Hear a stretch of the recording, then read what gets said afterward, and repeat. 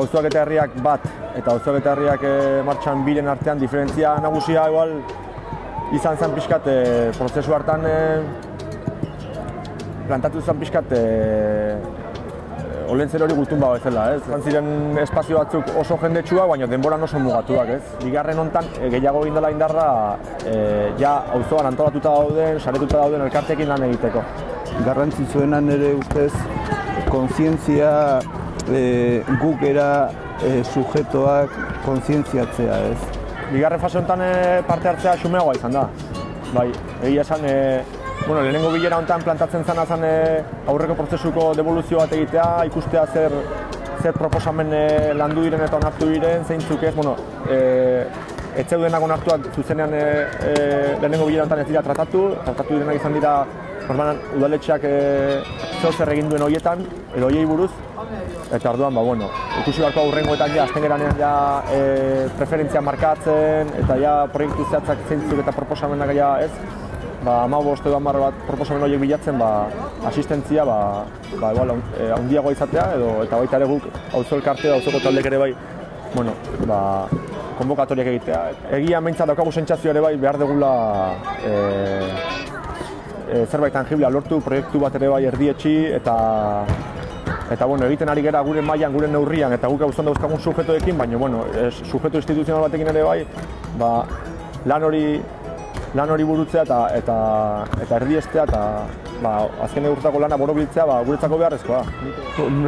Gure aldetikan, ja gure kabuz edo gure iniziatibaz planteatu dugu jendearekin, auzotarrekin lantzea gauza batzuk, ez? Eta gure iniziatibaz udalari itxoin gabe, ez? Suposatzen dut, frutua pixka bat epe motzago edo epe erdirako izango da, ikusiko dugu.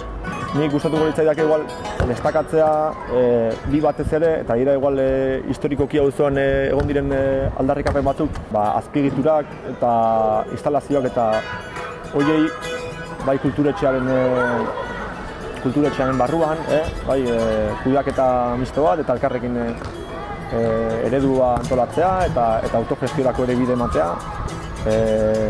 Baita ere asko atera den frontoiaren erabilpenaren inguruan egon den polemika eta egon den puntu guztia. Auzoaren aldetik frontoia irekia nahi izatearen reivindikazioa ez dakit nola esan, kapritxo bat edo, ez da auzoak daukalako Jesukristun beharra zentzu horretan. Eta gero bestetikan niretzako importantzia handiena eta auzoan presentzia handia izan duena eta lan asko egin duena auzoko jendea izan da aisialdiarekiko egin diren proiektuak, bai Antxetan, bai Gazte Lokalan. Hasi behar geha jendea benetan behar dutenen inguruan, ez? Beharrak. Eta nik uste horren inguruan benetan behetik gora erantzungo dugu arazoei, ez? Behintzat erabaki egun horietan egon behar dugula eta importantea udalak eta proiektu honetan bidea ematea gu ere elkarteak eta auzoak horregon daitezen. El contacto con los eragiles, con los agentes del barrio se está haciendo, lleva el proceso haciéndolo, tendrá que seguir haciéndolo y de ahí tienen que salir actividades. Nik uste borondatea ona dela eta benetan parte hartzean sinesten duen jende bat eta borondate politiko bat dagoela eta baita ere tekniko batzu lanen ari direla, ez?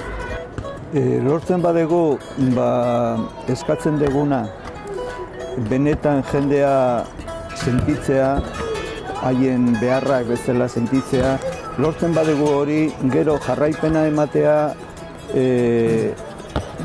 erresagoa izango da. Lehenako frustrazioa eta lehenako gauza guztiek ekiditeko, fintzen jutea, prozesua, eta detaile guztiek hobetuz nik uste ere bai, norabide honen jungo zala.